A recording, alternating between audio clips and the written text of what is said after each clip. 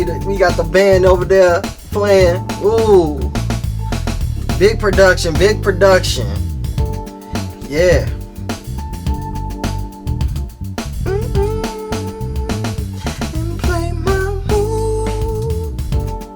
Yeah. How you guys doing? This is Phillwalks with my co-host Xzavier V. How y'all doing? And this is MoodTalks. Hey. They're doing real good. That's what I like to hear. So this is a new show. And it's been a journey. Just getting to know each other. Likewise, that's very true. And we got Ben in the back. Ben, say what's up to the people. What's up, people? Benny Beats. Benny Beats. That is me. But yeah, so I just want to start this off by this podcast being called Mood Talks. And I want to ask, how do you know when you're like in the zone, like hitting that stride? See, you said stride, and then for some reason my mind just went totally sexual, but I know where you were going with that. I think it's just, for me, I guess it's a bodily feeling or like a spiritual feeling. Like, I know when I'm in the zone when, well, first of all, for me to even get into that zone, like, there has to be like a certain mood, play on words, that I have to set in my space. So like, it's a nice light, some music playing, like a light fan blowing. I gotta have like a beer or some water or some tea or something. And that just sets the stage for me to, you know, because I'm a writer, that sets the stage for me to just be able to focus, go in and do what it is that I need to do. Gotcha. Take me a minute, but you know, once the energy start flowing and my hands get to cooking, that's how I know. Okay. Yeah, for me it's about balance. It's about having balance in control over multiple things of life. And when something is lacking, my mood is just, it's all over the place. And and I think, like, as I get older, I start to really explore what kind of makes me tick to like continue. So like, example, like if I'm not passionate about my work, then everything else in my life it just doesn't feel the same. And it creates this funk, like this bubble, like almost like in a sunken place type area. And it's like it takes a lot to get out. It can take, you know, from friends just noticing change in behavior, like, yo, what's going on with you? And like, I think I'm a pretty aware person that most of the time I can be like, okay, I'm in the feeling funk. it today. Yeah. Okay. And I need to get out. I need to break out of this bubble. So how do you pop out of your bubble? How do I pop out of the bubble? Multiple different ways. So kind of similar to you. I'm very aware of my moods and my emotions and things like that. Like, I've had to be, because growing up, I was so emotionally volatile. Like, I grew up in a very hostile emotional environment. So I was just always lashing out at stuff and didn't really understand what was going on. So I had to like deep dive to understand how to, first of all, recognize and control my emotions and my moods and things like that, and to be able to shift or pivot, you know, quickly if I need to be. So that could be like me taking a walk or something, me just putting on like some groovy music, playing a video game, doing some push-ups. Now I'm really sounding washing some clothes. How many push-ups you be hitting? Why you have to put me on blast like that? You said it. I didn't say it. How many you be hitting? Alright, so my goal was to hit 100 straight. I hit that. Now my friends is asking me why I'm training so hard for the sale games. Yeah. I don't know. I don't feel like I'm training that hard. Dang. But it's been a minute, so I went from 100 down to like 70. Now I'm at 80. Gotcha. So it's kind of like I gotta get back up to where I was. Yo, 100 is a very lofty goal. Let me tell you, it took about a year and a half. And that's with moderate consistency. Like me having a routine, me doing some kind of schedule, me saying, okay, on this day I'm gonna rest, on this day I'm gonna try to do that. Just me wanting to, make that progress or whatever. Like, it wasn't about showboating or stunting on the gram or anything like that. It was just like, okay, like, I ain't got shit else to do. I'm in the house. Like, let me just do some push-ups and see what happens. And, well, it was kind of fun. Gotcha. Here we are. So you hit the whole Saitama workout. And then you got bald. Oh. Saitama. Oh. Damn. I mean, no, I'm just joking. I mean, listen. Maybe one day I can one punch a motherfucker right quick. Listen, let me tell you. You might got it now. See? Maybe. Yeah. But I mean, speaking of like anime is a big like release for me.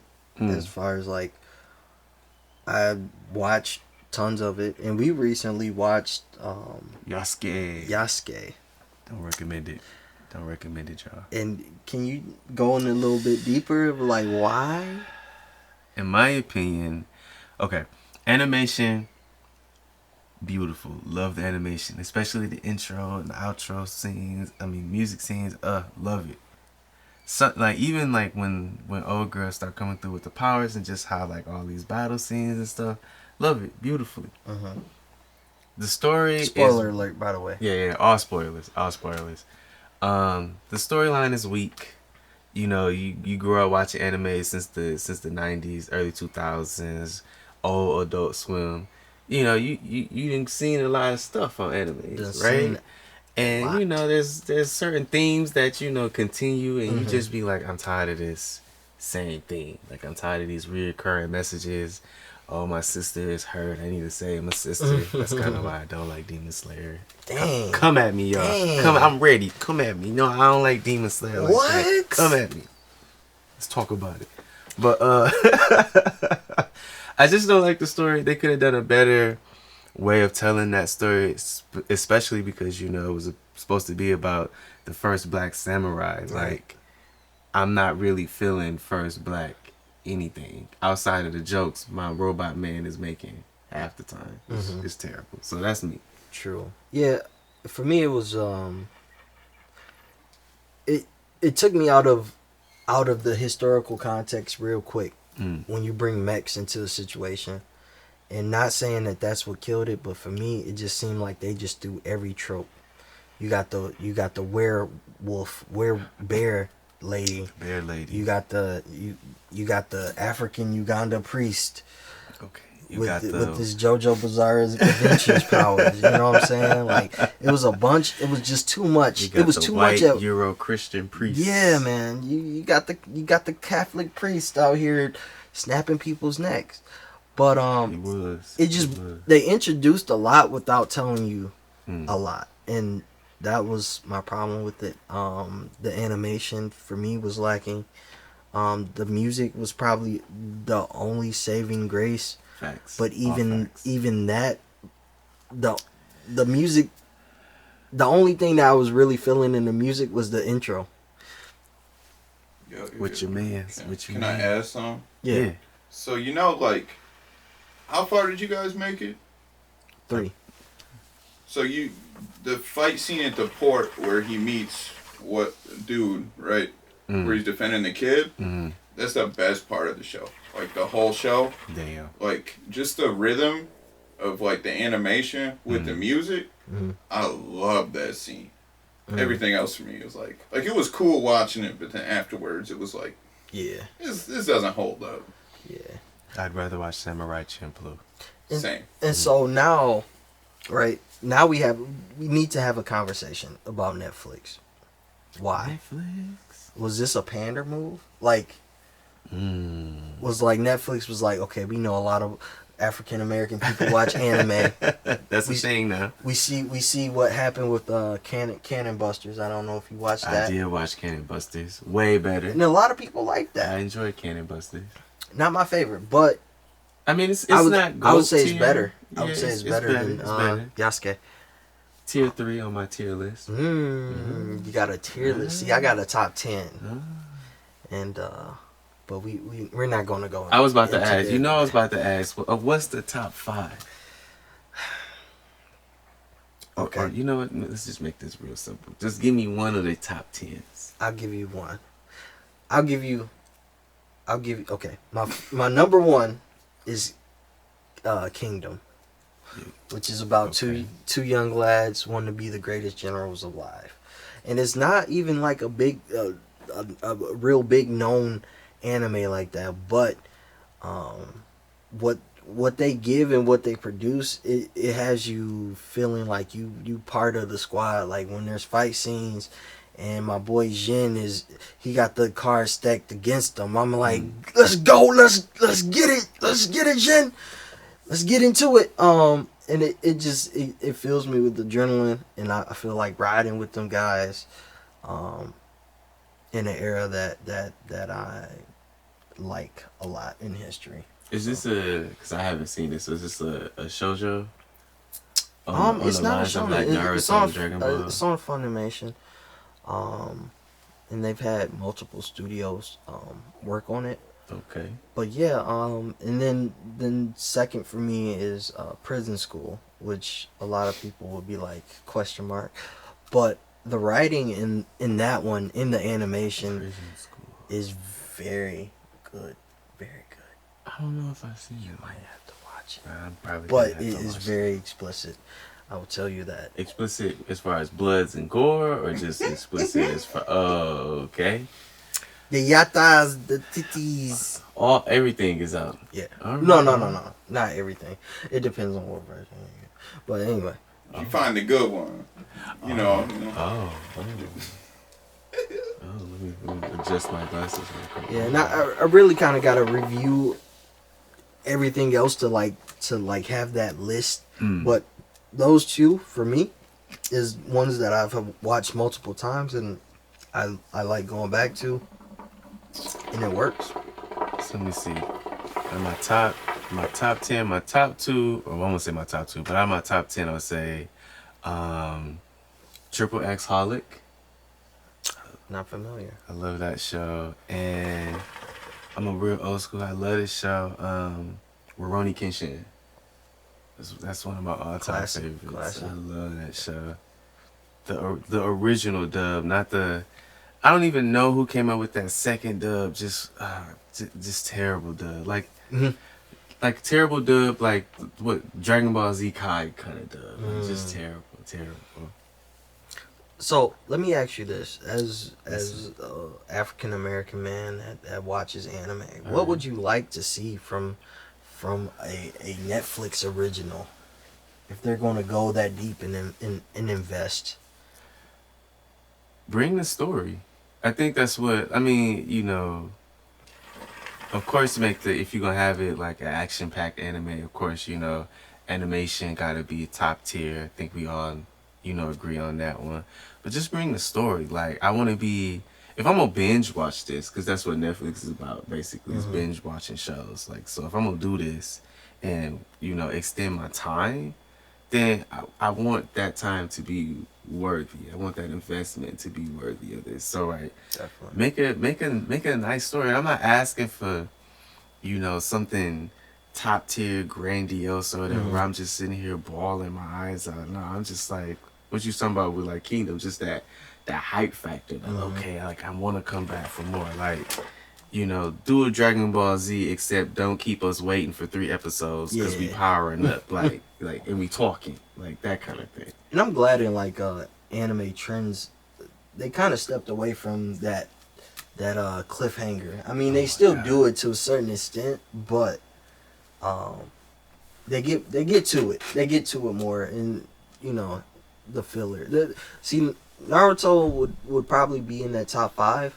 If you just take out the filler. You gotta take out the filler. You gotta take out. That's what any 200 and something plus anime, from Naruto to Bleach to One Piece. Yeah. Like, it's too much. It's too long. Yeah, bro. I'm not starting One Piece. Never again.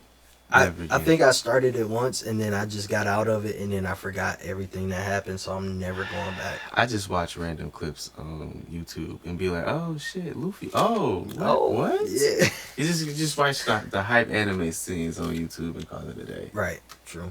Okay. Like the fights. That's all I'll be want to see. So what makes you invested in anime so much? I would say characters, right? I think if Yasuke had a better character development, something that we could attach to, like, I mean, he just didn't say much. He didn't do much.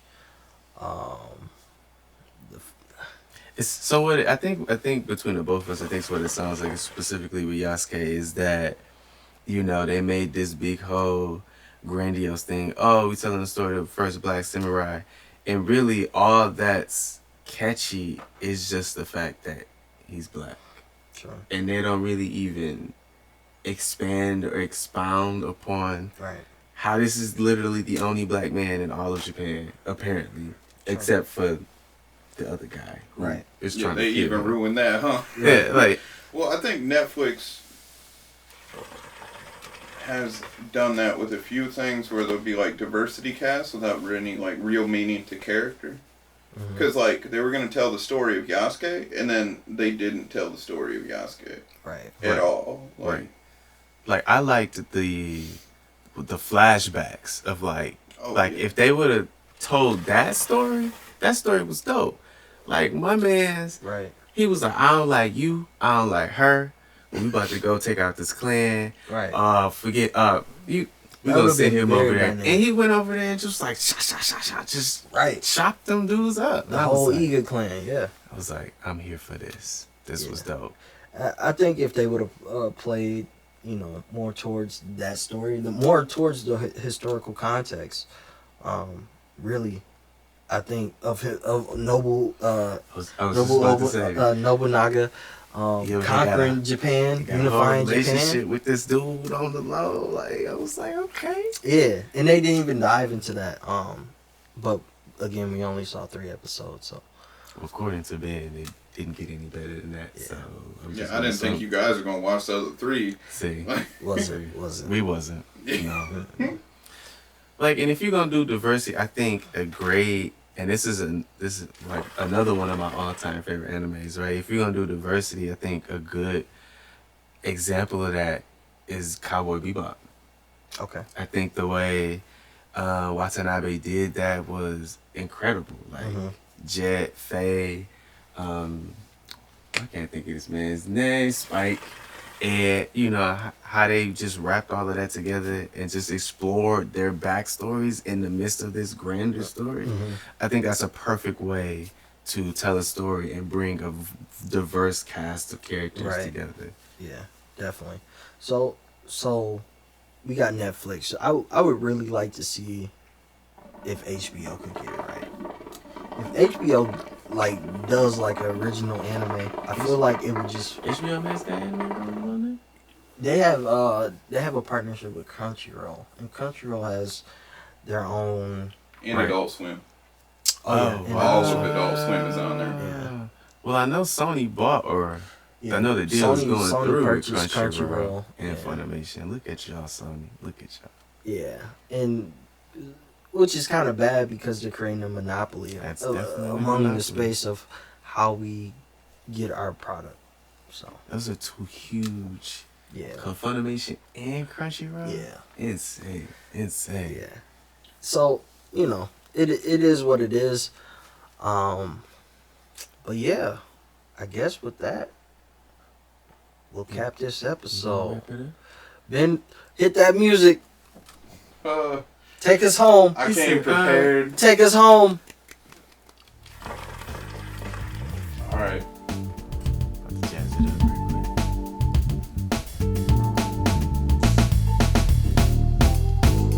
Thank you guys for listening. Thank you guys for watching. Make sure you follow us on YouTube. Click that like button.